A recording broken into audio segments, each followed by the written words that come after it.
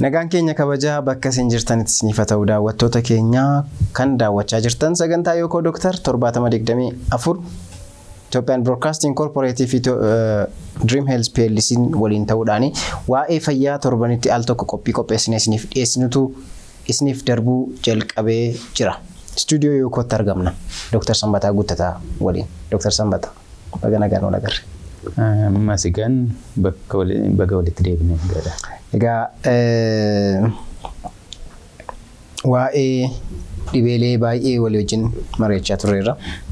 Har'a immoo rakkoo baay'eedhaaf saaxila kan nama baasu waa'ee tamboo qofaamatti baasnee dubbanna.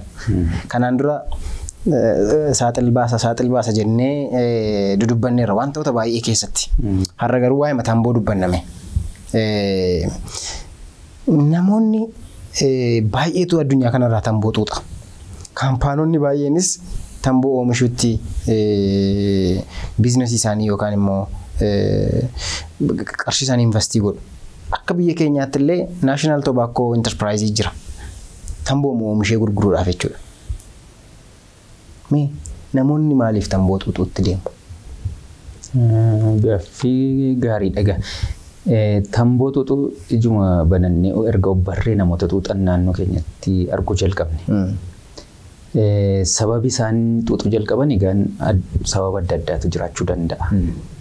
Akka sababaatti kan kaa'aman tokko namootarraa hiriyaarraa arganii warri xuuxuu jalqaban jiru. Hiriyaan kee waan godhee atis gochuu barbaadde keessuma dargaggummaa irratti. Kanaaf wal harkaa fuudhanii jalqabu sababa adda addaatiin ta'uu danda'a. Hiriyaan yeroo isa tokko jalqabsiisu waa'ee tamboo waa'ee sigaaraa sanatu advertaayizii godha. Gaarummaa isaa haasa'a. Waa'ee qorraa ta'uu danda'a. Garuu harkatti bareeda waan ta'eedhaaf dargaggoonni sanaan ka'anii xuuxuu jalqabuu danda'u. Lammata dargaggummaa irratti ijoolleen tarii tokko tokko kan maatiidhaan wal dhabdee qabanii akka fincila maatii irratti finciluu wayitiini tamboo xuuxuu yeroo jalqaban jiru. Akka sababa lammataatti. Kaan warra fakkeenyaaf naannoon sun namni hin xuuxa taanaanii magaalota amma keessuma gara warra lixaadhaan kana yoo dhatte yookiin magaalota gara Awurooppaa yoo dhatte akkuma amma nuyi buna dhunnu bakka tokko tokkotti xuuxuun beekamaadha. Kanaaf iddoon isaaf qophaa'e jira. Kanaaf xuuxuun akka safuutti ni ilaalan jechuudha. Akkuma wanta sirrii ta'etti warri fudhatanii xuuxanii jiraatu. Kaan immoo haala gabaati. Warri ammatti kaampaanoota kunni akkuma addunyaatti jiru isaan bu'aa barbaadu waan ta'eedhaaf daldala keessa jiru waan ta'eedhaaf akkaataa hawwataa ta'eniitu gabaa irratti beeksifatu. Televezyiinii ta'uu danda'a yookiin immoo sooshaal miidiyaa garaagaraa ta'uu danda'a yookiin immoo fiilmii irratti illee ta'uu danda'a. Akkaataa nama hawwataa ta'eenii tamboo beeksisu waan ta'eedhaaf sunillee namootni harkisee gara sanatti geessu jira jechuudha. Kanaaf haala adda addaatu jira sanaaf. Yeroo muraasa keessatti YouTube irra ilaalaan ture maali namoota gara sanatti kan saaxilu akka xuuxanii fi kan jalqabsiisu waan jedhu tokko tokko ilaaluuf yaaleen dookumentarii tokko argeen ture. Mucaan abbaa isaarraa argeetii jalqaba. Akkuma normaalitti guddate tamboo xuuxuun sekondarii yookaan immoo harka lammaffaa xuuxaa harka lammaffaa irra ture mucaan sunis abbaan isaa biratti xuuxaa. Fooliin sigaaraa sanaa gara isaa dhaqa. Gaafa guddatu normaal itti fakkaatee xuuxuu jalqabe. Mucaan sun abbaa isaa durseetii rakkoon tamboo xuuxuudhaan dhufanii irra ga'e. Lung kansariidhaan qabame mucaan suni. Dookumentarii sanarraa baay'ee abbaan gaafa indu'e mucaan isaa garuu akka inni itti regret godhee haasa'u ilaalaan ture. Akkuma isin jettan egaa uummata keessatti illee namoonni fiigar ittiin jennu tamboo qabatanii argamu. Namoota nama guddaadha kuni. Barsiisaa keenya irraallee argaa guddanneerra nuti. So barsiisaa keenya irratti barsiisaa baay'ee jaallannu barsiisaa baay'ee dandeettii qabu irraa tamboo gaafa arginu bakka tamboon waan normaalii waan baay'ee even sammuu namicha sanaallee si'eessee namni sun akka inni baay'ee barsiisu akka inni baay'ee beeku godhe jenneeti imaajinii gooneeti ganna guddaan isa fakkachuudhaaf namoota fiigar ta'an jechuudha. So abbaan mucaa sanaa baay'ee rigreetii godhee dubbata mucaansaa anadha mucaa koo kan ajjeese jedheeti kan inni dhugaa ba'ee dookumentari sanarratti arge jechuudha. Kan biraan egaa dhiphina garmalee dhaafin fudhadhee gaafanii xuuxuu dhiphina koorraan gadhiisaa of gadhiisaa waan jedhanii dudubbatanii argeera. Garuu tamboo xuuxuutti wantoonni nama saaxilan wantoonni baay'een akka jiraniidhaan kan arge. Dhugaadha ammamee gabaadiyyaa keessatti yeroo guddachaa turre wanti arginu sigaaraa ta'uu dhiisuu danda'a. Mana tokko keessa namni gaayyaa xuuxu jiraannaan ilmi isaanii sarkaa fuudhee xuuxuun yookiin al tokko tokko abbaa manaa haadha manaa wal harkaa fuudhanii xuuxuun akka amaleeffachuutti rakkoo kan qabnetti yeroo inni ilaalamu jira haaluma hawaasa keenya keessatti illee. Yoo nu waliin turtan waa'ee tamboo iccitiin tamboo keessa jiru maal akka ta'ee fi namoonni maal yoo fudhatan irra deddeebiidhaan tamboo kana fudhatanii araadaaf saaxilamu kan jedhuti sirriitti walii wajjin ilaallaa. Dr. Sanbataa Guuttataa Associate Professoriidha Yuunivarsiitii Finfinneetti. Dr. Egaa tamboo namoonni wal arganii wal harkaa fuudhanii xuuxan kuni akkasumas namoonni baay'een irratti investii godhan kuni qabiyyee maal qaba yookaan kontentiin tamboo kana maalimee walii wajjin ilaallu. Egaan tambooni tokko amala isaa keessaa kan nama tokko hawwatee fooliis ta'uu danda'a. Garuu namni sun wanta yeroo xuuxu sana kan inni akkaataa inni itti gammadee xuuxu wanti godhu tokko nikootiiniidha. Nikootiin waan jedhu qaba. Nikootiiniin kuni haalli warra kaampaniin isa oomishan illee nikootiiniin sun nama sanaa fi akkaataa inni itti dabaleen fudha jedhee araada ta'uu haala inni ittiin danda'uun itti oomishu. Dubdeebii gaarii yookaan riwaardii. Namni sun yeroo fudhatutti gammada. Akka sanattitu hojjetanii oomishuu yaalu. Tokko nikootiinii jechuudha.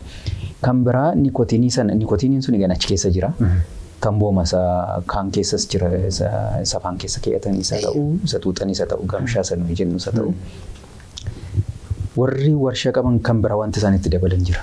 Wanta ujummoo qilleensaa yeroo sanaaf bal'ise haarrumtii tamboo sanaallee yeroo isaan xuuxan akka inni gara sombaa deemu kan godhu qabu. Deebi'ee filteroota qabu.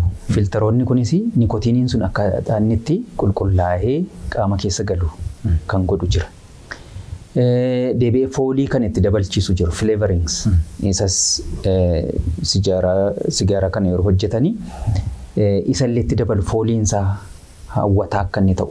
Yeroo namni sun qabatee gara funyaaniitti butatu foolii wayii jira sigaaraa sanarraa. Sanallee itti dabalu. Deebisee kaan immoo sammuudhaaf illee yeroo namni sun xuuxu sammuullee akkaataa inni itti kakaasuu danda'u yookiin gammachiisuu danda'u wanti itti dabalan amooniyaa warri amooniyaa wayii jira.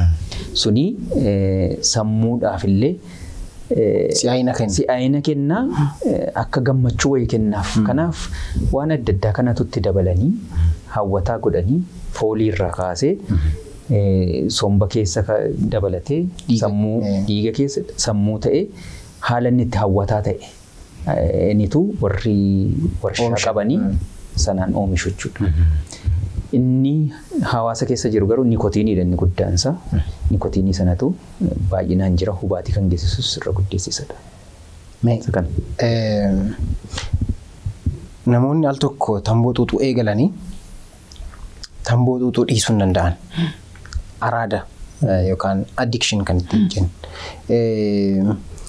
Akka definitioniitti yeroo baay'ee kan kaa'anii araada jechuun waan ofii keenya gochuu hin barbaanne tokko waan dhiisuu barbaanne to'annoo keenyaa ala gochuu jechuudha jedhu.